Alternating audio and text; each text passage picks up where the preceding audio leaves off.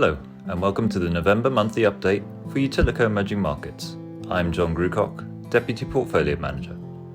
UEM had a strong month, with its net asset value total return increasing by 3%. This was slightly behind the MSCI Emerging Markets Index, which in sterling terms was up 4%. Year to date, UEM's NAV is up 9.2%, which is still well ahead of the MSCI, up just 1.3%. Global stock markets rallied in November, as optimism is growing that rates have peaked and the U.S. Fed will soon start a cutting cycle.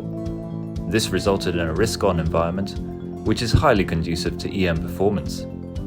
In Brazil, which is UEM's largest country exposure, the Bovespa soared by 12.5%. There was yet another interest rate cut, and indications are that more cuts will shortly follow.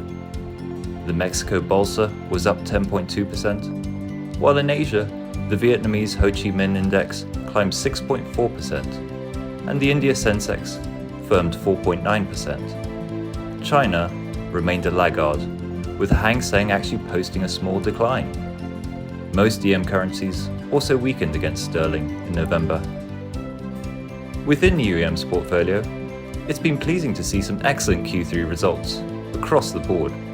In Brazil, Omega Energia reported EBITDA growth of over 50%, following expansion of its wind farm assets.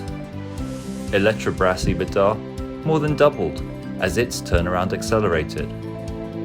Shares in these companies were up 26% and 17% respectively. In Central Europe, Impost EBITDA grew by almost 40%, and the shares were up 16%. But the most significant mover was BVC in Colombia, whose shares were up 32%, following the long-awaited conclusion of a merger between the Chilean, Peruvian, and Colombian exchanges. UEM shares traded ex the quarterly 2.15p dividend, and another 1.2 million shares were bought back. This takes the total buyback effected since March to 6.7 million shares, or 3.3% of the opening share capital. For more details, please do read UEM's November fact sheet.